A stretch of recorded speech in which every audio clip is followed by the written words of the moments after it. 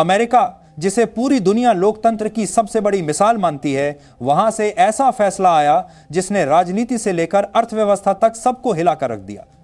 Donald Trump, वही शख्स जिन्होंने सत्ता में वापसी के बाद दुनिया भर में टैरिफ का तूफान खड़ा कर दिया था, अब अमेरिकी अदालत के निशाने पर आ गए। अपील्स कोर्ट ने साफ शब्दों में कह दिया कि ट्रंप का लगाया गया ग्लोबल टैरिफ गैरकानूनी है। यानी कि यह फैसला न सिर्फ ट्रंप की राजनीति पर करारा तमाचा है, बल्कि यह पूरी दुनिया के लिए गेम चेंजर साबित हो सकता है। इस फैसले ने अमेरिका की सत्ता के गलियारों में भूचाल ला दिया है और इसका असर भारत जैसे देशों पर बेहद सकारात्मक रूप से पड़ा है। भारत के लिए यह खबर किसी त्योहार से कम नहीं, क्योंकि इसका मतलब है कि भारतीय उद्योगों के ऊपर से एक बड़ा बोझ हट सकता है और अमेरिकी बाजारों में भारत की पकड़ पहले से कहीं ज्यादा मजबूत हो सकती है। दोस्तों, यह वो खबर है जो इतिहास बदल सकती है। अगर आप इसे आधा छोड़ देंगे तो सच से अधूरे रह जाएंगे। पूरा वीडियो देखिए और अगर चाहते हैं कि अगली बार कोई बड़ी खबर आपसे मिस ना हो तो सब्सक्राइब जरूर कर लीजिए। ट्रंप जब सत्ता में लौटे थे तो उनके भाषणों से ही साफ हो गया था कि वह किसी भी कीमत पर अमेरिका को पहले रखेंगे और बाकी दुनिया उनके सामने कोई मायने नहीं रखती। उन्होंने खुलकर कहा था कि अगर अमेरिकी उद्योगों को बचाना है तो विदेश से आने वाले सामान पर भारी टैरिफ लगाया जाएगा। और ठीक वही हुआ। उन्होंने अचानक से दुनिया भर से आने वाले सामान पर 10% से लेकर 50% तक का इंपोर्ट ड्यूटी लगा दी। यह घोषणा किसी बम धमाके से कम नहीं थी।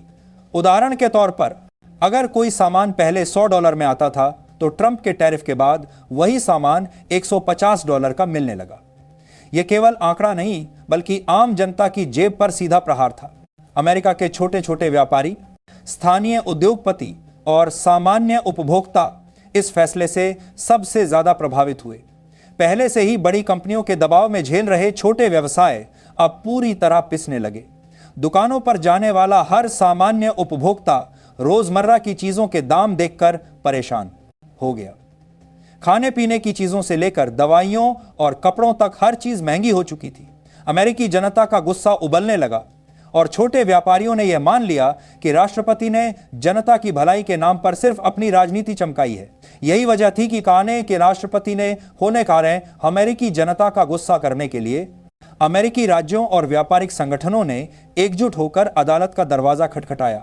मामला पहले US court of international trade में पहुंचा।